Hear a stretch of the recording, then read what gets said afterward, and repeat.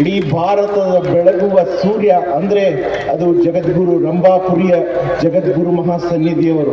ಅವರ ಅಂತಃಶಕ್ತಿಯ ಅನಂತತೆ ಇಡೀ ನಾಡು ನುಡಿಗಾಗಿ ತಮ್ಮನ್ನು ತಾವು ಸಮರ್ಪಿಸಿಕೊಂಡ ಮಹಾಪೂಜ್ಯರು.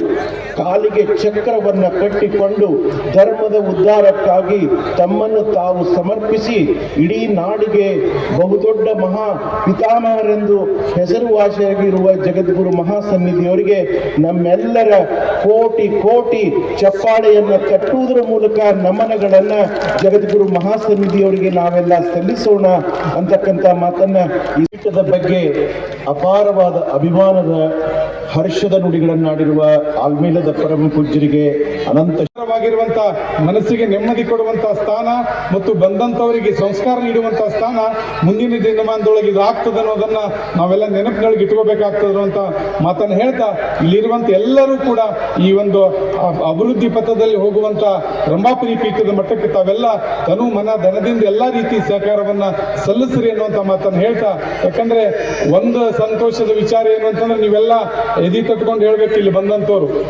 ಒಂದೇ ಒಂದು ಉದಾಹರಣೆ ಏನು ಅಂದ್ರೆ, ಒಂದು ಕಾಡಿಗೆ ಬೆಂಕಿ ಬಿದ್ದಿತ್ತಂತೆ. ಕಾಡಿಗೆ ಬೆಂಕಿ ಬಿದ್ದಾಗ ಅಲ್ಲಿರುವಂತವ್ರು ಎಲ್ಲರೂ ಕೈ ಕಟ್ಟಿ ನಿಂತು ನೋಡೋ ಸಂದರ್ಭದೊಳಗೆ ಒಂದು ಸಣ್ಣ ಗುಬ್ಬಚ್ಚಿ ಚುಂಚದೊಳಗೆ ನೀರು ತಗೊಂಡು ಹಾಕಕತ್ತಿತ್ತಂತೆ. ಅವ್ರಂದ್ರು, ಯಾಕ ನಾವೆಲ್ಲ ದೊಡ್ಡ ದೊಡ್ಡ ಬಕೆಟ್ ತಗೊಂಬಂದು ನೀರು ಹಾಕ್ಬಹುದು, ಆದ್ರೆ ನಾವು ಹಗಲಿಗೆ ಒಂದು ಕಂಟ್ರೋಲ್ ಆಗಲ್ಲ ಅಂತ ಬಿಟ್ಟೆವು, ನೀನ್ ಯಾಕೆ ಈ ಪ್ರಯತ್ನ ಮಾಡಕತ್ತಿ ಅಂತಂದಾಗ ಆ ಗುಬ್ಬಿ ಒಂದು ಮಾತು ಹೇಳ್ತದ. ಏನು ಅಂತಂದ್ರೆ, ಈ ಕಾಡು ಬೆಂಕಿ ಆರದ ಮೇಲೆ ಇದು ಯಾಕೆ ಹತ್ತಿತ್ತು ಅನ್ನೋದ್ರ ಬಗ್ಗೆ ಒಂದು ಸಂಶೋಧನೆ ಆಗ್ತದೆ.